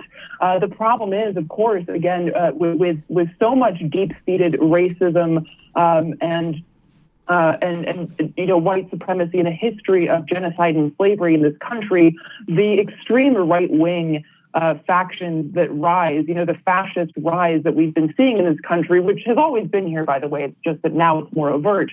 I think that is a very powerful aspect as well that we have to be very aware of, and why I think it's also important for white organizers like myself and other white organizers to do the vital outreach to poor white communities that have been that are key targets for the continued rise of fascism, and instead connect them with the radical white history of working alongside Black organizers and Indigenous organizers, and recognizing that we too, as poor white folks, have a very important place in this fight, and it's our job as white organizers to make that very clear so that we can stem the rise of white supremacy and fascism in this country. But yeah, I do think that there is a potential for that wake up. But again, as you mentioned, Jamal, you have a bit of a dystopian streak. I do too. I have no optimism, but I have hope, and I will always have hope, because I've seen what humans can do when we come together and fight and build, and I do believe that we can do that. Yeah, that's really powerful stuff. Eleanor Goldfield here with us on Political Misfits. Eleanor, we're out of time with you, unfortunately. Where can people go and find more of your work online? Folks can go to artkillingapathy.com. And you can follow me on Twitter at activist Eleanor. I have a film coming out on May 29th about West Virginia, so you can check that out via artkillingapathy.com. And thanks so much for having me, guys. Yeah, well, thank you so much, Eleanor. We have a weekly Politics of Art segment on Tuesday, so hopefully you can come and tell us more about that film next month. Thank you again to Eleanor Goldfield. With that, we turn to another quick break here before we come at me, bro segment time. Jamal Thomas, get the gloves on. You listen to Political Misfits on Radio Sputnik, live in D.C. We're back after this.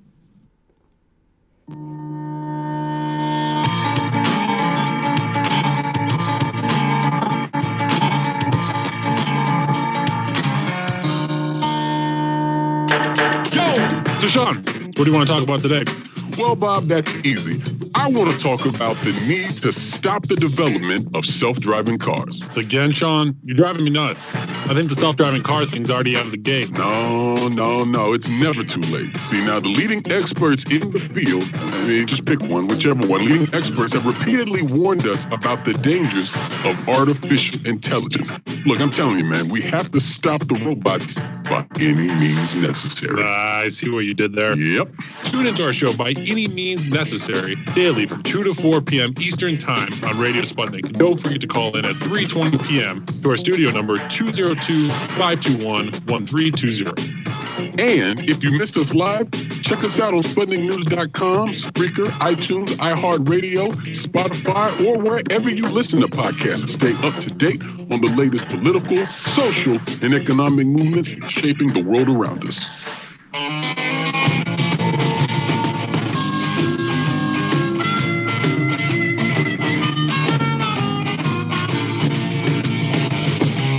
Welcome back to Political Misfits on Radio Sputnik, where we bring you news, politics, and culture without the red and blue treatment.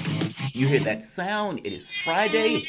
Let's get ready to go against the grain.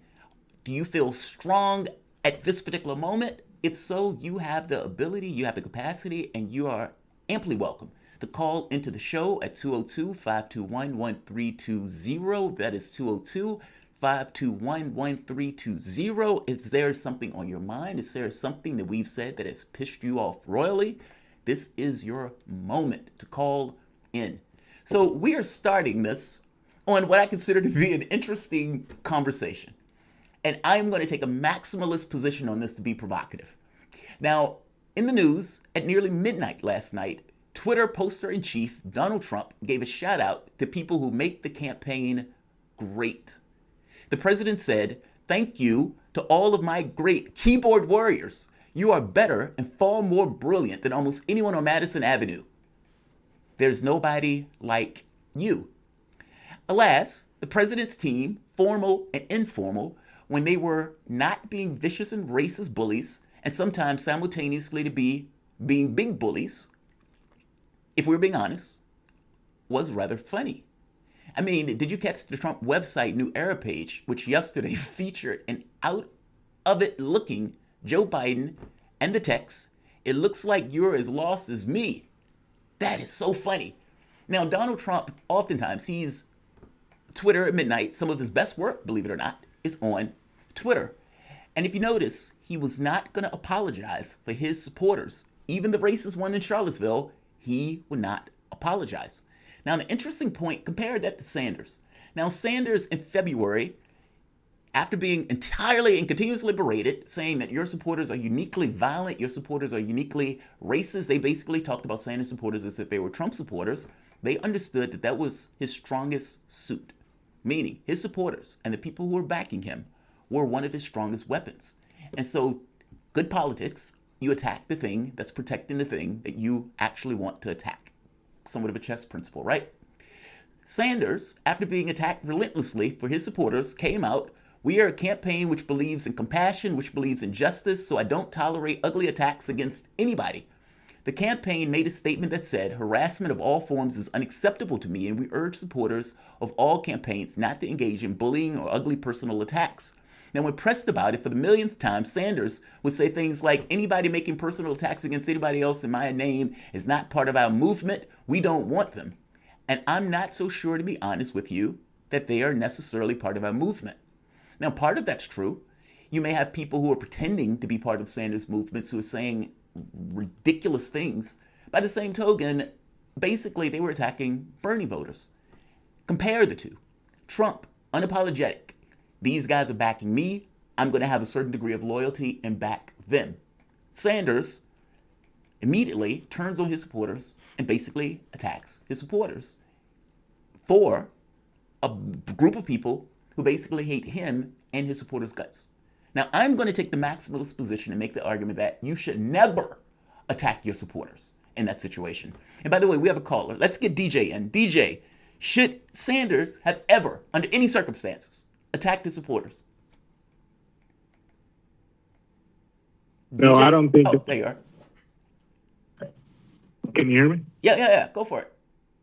They should have attacked their supporters. I don't think that you ever go against your base, essentially. It's like that was the nutrient of whatever it was he was trying to do. I honestly, at this point in time, don't feel like that's the real issue. I don't think that he ever intended to win. And I know this is something that you've already addressed. I think that he literally just wanted to illuminate some points, but no, he shouldn't have attacked his supporters. I agree with you, DJ. What were you calling in for? I think I've ambushed you with the question more than anything else. What was your call for?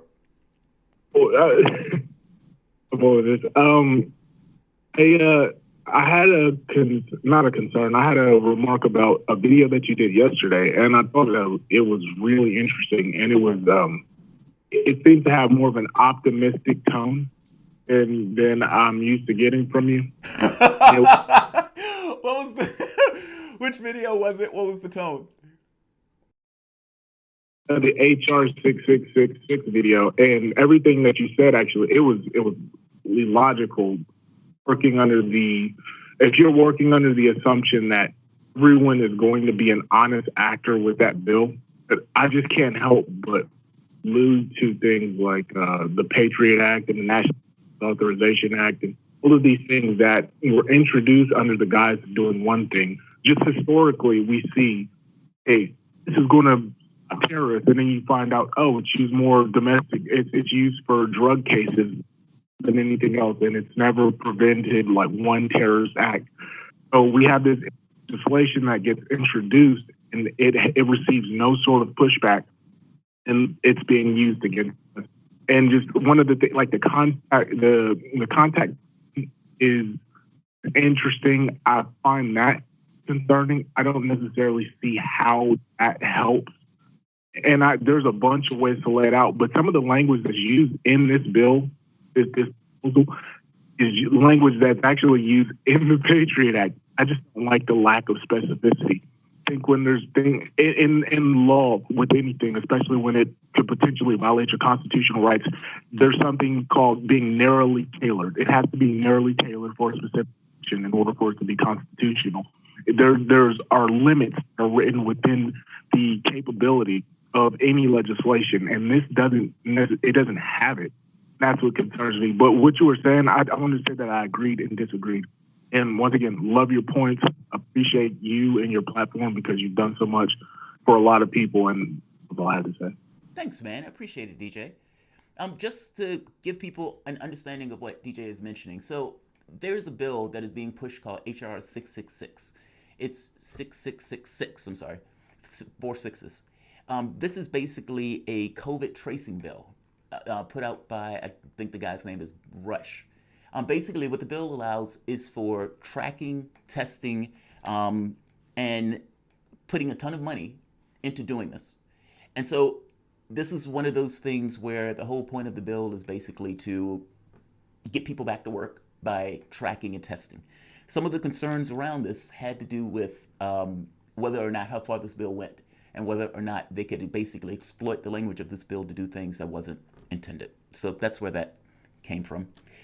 Bob, do you know what he's mentioning with the bill? There was a lot of people who were concerned about the language, meaning that they were going to use the language for something that wasn't necessarily intended in the bill. Does that make sense? Yeah, I mean, I think that's Washington, D.C., right? I mean, it's like you put it in one area and then you secretly kind of slide it over. I mean, it was amazing. A few years ago, there was a bill put forward by the Republicans that started no longer labeling the occupied territories of Israel, and they had basically removed the mention of Palestine throughout the language of this one bill, just so that in another bill they could refer back to the bill that then strengthened the position to like erase the name. And so it's remarkable and how they do play chess, and a lot of the stuff is much as it seems pretty simple and straightforward, a lot of it is, as DJ is mentioning, just to build on other campaigns to move forward. Yeah. Jamal, and then the other point on the Patriot Act stuff, I mean, this is a bipartisan effort, and we talked about Adam Schiff a little bit earlier on the show. He's one of the worst of the worst. I mean, this guy basically says we can't allow Donald Trump to go unchecked. We have to impeach Donald Trump. But at the same time, over the last 3 years, he's done nothing but basically expand the powers of the presidency. So do you really care about taking Donald Trump, or is it more about money and your own ego and fame? Because if it was really about how Donald Trump was the most dangerous president there ever was, would you continue to give him more powers to spy on me? Huh, Adam Schiff? He's spying on me. He's not spying. I mean, he might be spying on you as well. But at this point, you're on the House Intelligence Committee. You probably have all the reports that you need to see about whether or not you're protected. But Jamal, we're constantly told these folks are somehow our protectors, and we should send them money there in California, in the Southern California. Well, I wanted to get back. Go ahead. No, go ahead. I was when you were mentioning Schiff. Schiff has been quite lying. Schiff has been lying for several years. Even the CrowdStrike thing. I mean, Schiff asked Sean Henry, CrowdStrike's president, whether or not they knew that the emails had been taken. Sean Henry, CrowdStrike's president, basically said, we have no evidence that the emails were ever taken. They used the term, I think, exfiltrated, which basically means going all the way back to 2017, they knew that they had no evidence that anything had been taken from the DNC servers. That's how bad this is. There's a video, there's a clip of Clapper that I want to get to. Let's play this clip of Clapper when Clapper is being asked, basically, is it illegal or is it problematic if information was being leaked to the press? Now, the reason they're asking Clapper this was because Clapper is being implicated in this, and it's very possible that Durham, who's looking into this, is also looking at Clapper, Brennan, Obama, Biden, Susan Yates. Basically, all of these people that were supposed to be in this room on January 5th talking about the Flynn case. Let's hear this clip if we have it queued up. Okay, so asking for names, nothing wrong with that. Unmasking in and of itself, nothing wrong with that. Leaking classified information, and by definition, these phone calls were classified. That's a problem, correct? Absolutely, it is. And if anyone did leak the content of these conversations with or without the name, that would be a problem, yes? We've lost the shot. I wonder if we can get him on the phone to finish this. Let's try to get Director Clapper back. Now, Bob. All right, we're gonna work on getting that shot back. But that's basically Clapper hanging up. Clapper was like, "Yeah, I'm done."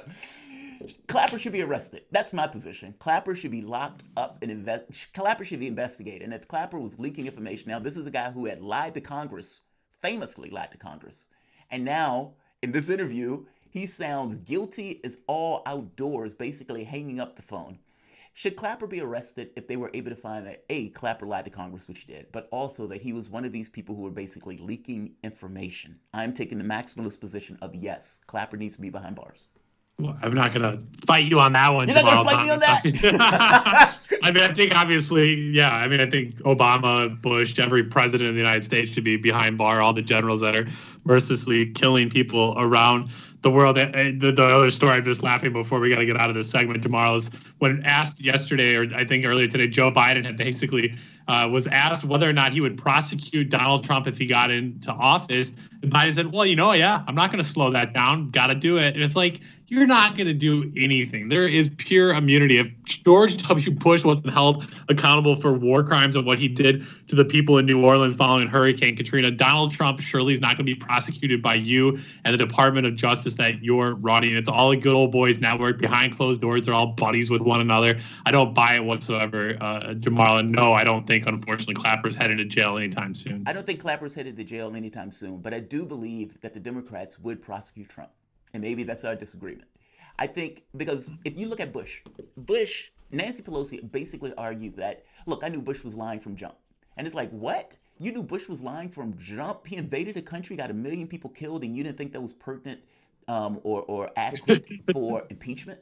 Now, Donald Trump, however, they impeached him. They went after Donald Trump for 3 years, trying to get him on anything that they could find, even though Schiff knew that Donald Trump, basically, there was no link between Trump and Russia. They still went after Trump. They've turned Trump into this boogeyman that eats babies. And so if the Justice Department was trying to be punitive, just like they did with Flynn, just like they did with Papadopoulos, just like they did with Roger Stone in the way they raided his house, would I be shocked that they would allow something like that to take place with Trump? I don't think I'd be shocked, but let's get into this kind of banana republic territory. I think they may actually do it. Yeah, fascinating stuff. I don't see it happening whatsoever. And man, that Nancy Pelosi clip, what a crazy clip where she's just like, yeah, well, of course he was lying. No, I mean, none of us believed him. Wow, Nancy Pelosi for the win there. Tomorrow with that, we do need to put the gloves away. That was a weekly Come At Me Bro segment here on Radio Sputnik. One more break before we close out the show. You're listening to Political Misfits live in D.C. We're back after this.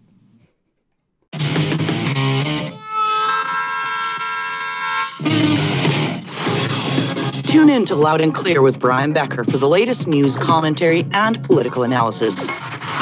What's really behind the political and social crisis gripping the United States and the world? Forget the spoon-fed soundbites from the pundits who know so little about so much.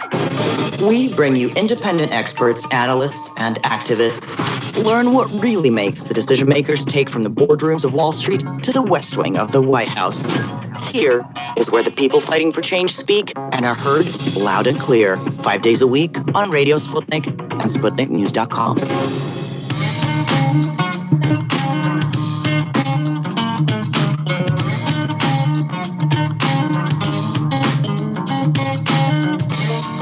Welcome back to Political Misfits on Radio Sputnik, the show that goes against the grain. We've gone against the grain all week here, Jamarl Thomas. Right. We're hanging it up here for the week. We'll be back with a brand new set of shows on Monday, so you'll only miss us for the weekend. But as I mentioned there, Jamarl Thomas, always hard at work on the Progressive Soapbox, so check him out on YouTube. Leave a comment like us there, and you can continue to follow the news over the weekend. And if you haven't had a chance to listen to all of our shows, head to any podcast platform there, Spotify, iTunes, iHeartRadio, wherever you listen to podcasts, and search for Political Misfits, and you can catch up with all of our shows. 10 hours a week, Jamarl. It's no small feat that we bring this live programming to you, but it is an honor and a joy to be able to do so.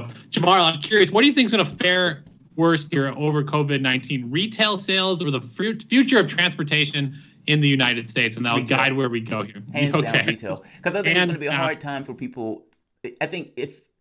What I think is going to happen is places like Amazon, Walmart, places that could basically ramp up sending stuff in the mail over the course of the next 4 or 5 months are going to explode, whereas retail sales are going to take a hit. That's my thought. Yeah, interesting. I guess I ask, and I'll agree with you. I think the thing that's going to sneakishly happen, I think maybe I could have been more clear with public transportation. I think we've seen in big cities this idea to privatize transportation through Uber, through Lyft, through different ride-sharing apps, as well as that through even like the privatization of shared bicycles, that you're going to see this austerity push right now, and you're going to see less spending and basically saying we can't reopen, and revenue's way down here, obviously, on any train system in America and any of the major cities. Yeah. Those aren't collecting fares right now, and so they're going to basically say, look, we got to make a ton of cuts.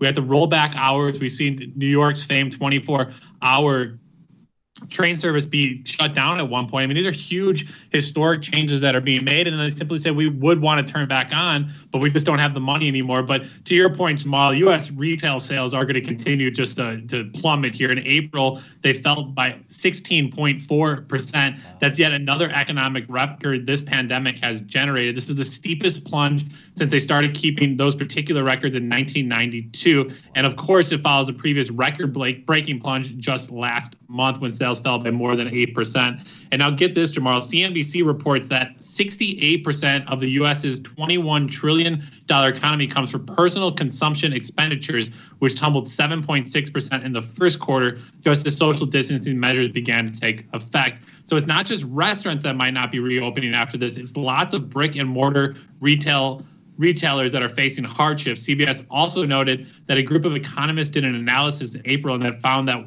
a 1 month closure could wipe out 31% of non-grocery retailers around the U.S. A 4 month closure could force 65% to close. Wow.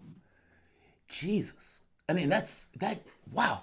Like when you think of, I mean, we know that America has a consumption economy. Like you basically, we get a computer, we have planned obsolescence, so this computer gets thrown away despite all of the things that it takes to make this computer, forcing the person to buy another one. And then I guess the question becomes, what happens when that stops? And I guess we see it. It's in 4 months. That means that these guys were like living on the margins in the way that they were doing their company. I mean, otherwise, they would not be able to stay open or afloat for like a month. And 4 months makes more sense because you have to buy inventory, you have to pay for the building and that type of stuff.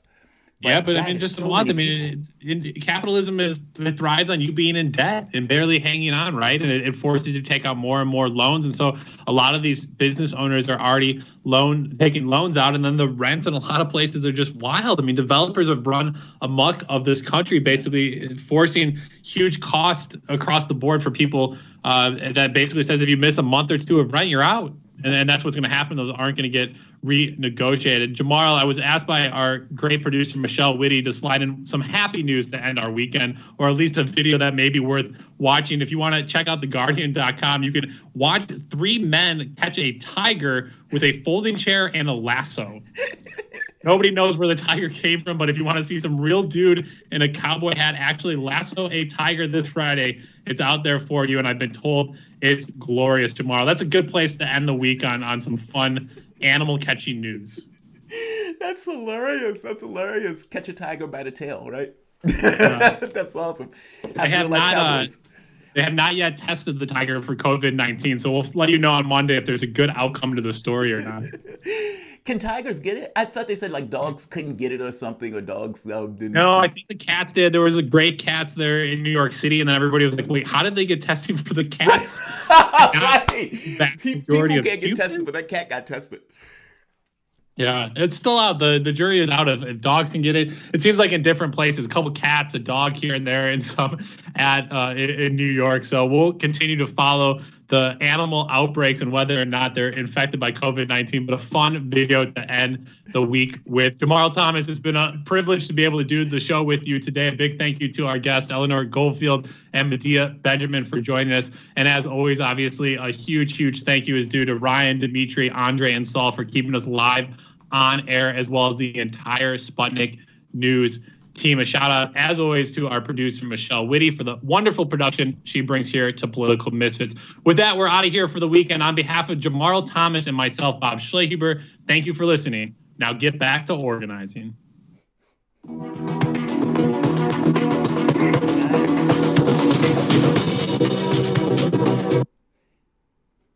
I appreciate you guys joining us for the show.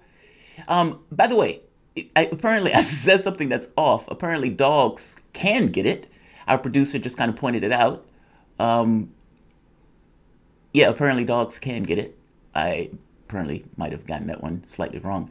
I think it might have said that they weren't carriers or something, from the standpoint of them just kind of walking around with it on them. Guys, absolutely, as always, appreciate you joining. Let's see. Oh, wow. Wesley Walker. Yes, Jamal, get angry. Well, Wesley, I do get pissed off when we're talking about the notion that somebody's walking around with $1 trillion, and they're talking about 2026. They're talking about in 6 years, he's going to have $1 trillion. And think about what that means from standpoint of his workers not getting paid. Think about what that means from society, from the tax base. It's horrendous that somebody in our society is okay with something like that. And we look at it as, well, if he got $1 trillion, he got $1 trillion, missing the fact that that's entire policy. I mean, think about it for the moment. Jeff Bezos has no money. If it's nobody's buying his products, nobody's shopping at his stores, we're not investing in streets, we're not investing in education for people to get an education, for Jeff Bezos to even hire those people in the first place. He is entirely dependent on our society. And yet, by 2026, he's going to have $1 trillion. That's obscene. And that gets this notion of our political system and how little they give a shit about us.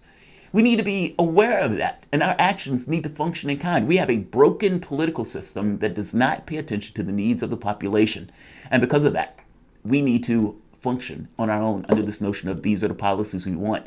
And we are willing to basically leave and torch it all in order to get those policies. Maz, 100% agree with Jamal. Don't forget treachery. Yes, treachery is always a part of it. Charles Cavan, if not primary, how do we convey our disgust? Well, that's just it. I think you convey your disgust with the ability of making them lose, meaning you extricate yourself from the political system.